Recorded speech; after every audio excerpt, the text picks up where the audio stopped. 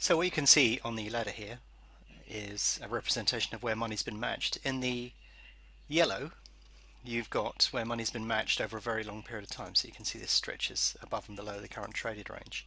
But the other color that you can see, both of which can be user defined, is the short-term volume. So you can determine how BetAngel plots this, and this is a good representation of where money's currently being matched. So you can see here the short-term money is beginning to push the price higher.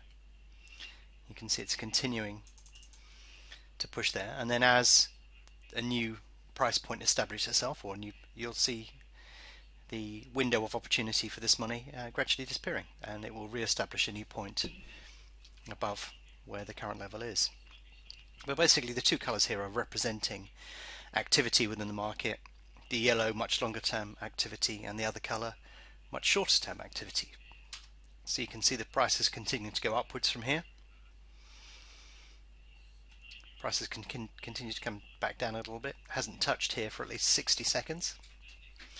And effectively what you've got here is the 60-second range. That's because I've said to it, plot this color where information has been matched, where money's been matched rather, for the last 60 seconds. So I can see that within the 60-second window, highest price reach is 385 and the lowest is 345. So you can see it's gone out and all the way back in again.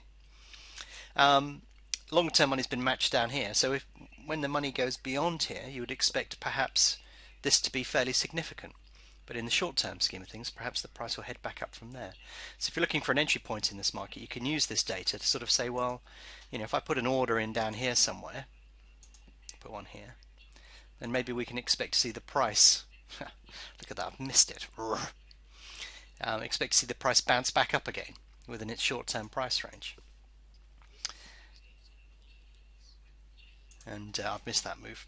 But okay, let's look at the top here now. We've seen the price go up, down, up, down, up, down, up, down. Touched the peak around here.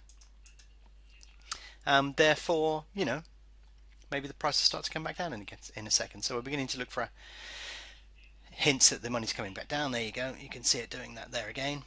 And that's because it's sat within these two ranges. There's the longer term range here and the short term range here, both of which are user definable in terms of what color you want it to be, and in the short term range the period in which you want to look at it. But can you see how this enables you to trade better, because it's basically plotting information that's just occurred and allows you to indicate roughly where you think the current trading range is.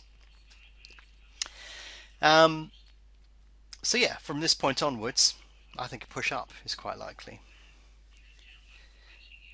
But if we do push up, it's not going to go much beyond here. And if we don't get that move, we can scratch it.